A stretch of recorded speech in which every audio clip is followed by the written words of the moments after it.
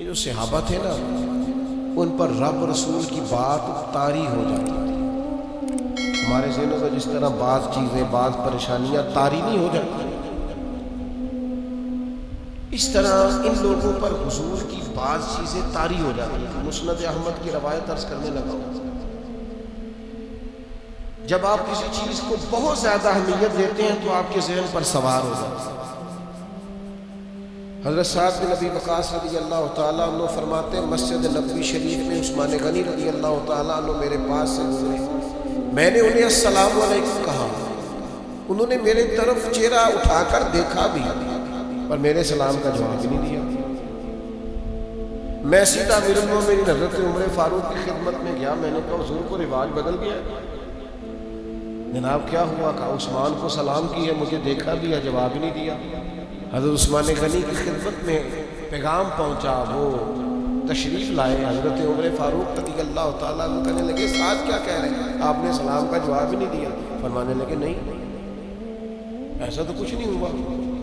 جناب سعد بن ابی وقاص نے یاد دلایا، کہا آپ کو یاد نہیں، آپ گزر رہے تھے میرے سامنے، پھر میں نے السلام علیکم کہا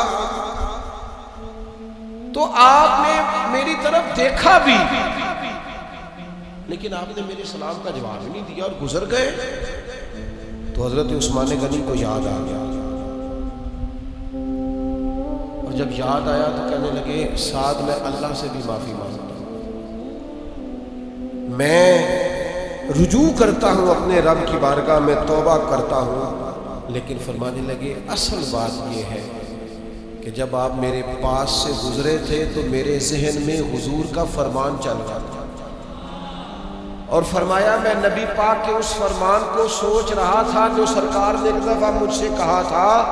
فرمایا جب بھی میں رسول اللہ صلی اللہ علیہ وسلم کی اس بات کو سوچتا ہوں مجھے ایسے لگتا ہے میرے دل پر بھی پردہ آ گیا ہے، میری آنکھ پر بھی پردہ آ گیا ہے، بس حضور کی بات یاد رہتی ہے اور کوئی چیز یاد ہی نہیں رہتی، بس حضور کی بات نظر آتی ہے اور کچھ نظر نہیں آتا، ہر چیز پر پردہ محسوس ہوتا، پوری طرح طاری ہوتی تھی چیزیں۔ او دوستو، ہمارے ساتھ بھی ایسا ہوتا ہے کہ بندہ پاس سے گزر جاتا ہے، ہمیں یاد ہی نہیں رہتا، توجہ ہی نہیں ہوتی، کیوں کہ دماغ پر کوئی اور چیز سوار ہوتی ہے، چیزیں طاری ہوتی ہیں۔ حضرت عثمان غنی کے ذہن پر کیا سوار ہے؟ حضور کا ارشاد، نبی پاک کی باتیں، ہر وقت حضور کے تذکرے ذہن پر سوار ہیں۔ جب پوری طور پر سرکار کی باتیں طبیعت پر چھا جاتی ہیں پھر شرم و حیا پیدا ہوتی ہے، پھر سخاوت آتی ہے، عفت و پاک دامنی آتی ہے، وزاداری آتی ہے، تقویٰ آتا ہے، ورع آتا ہے، زہد آتا ہے۔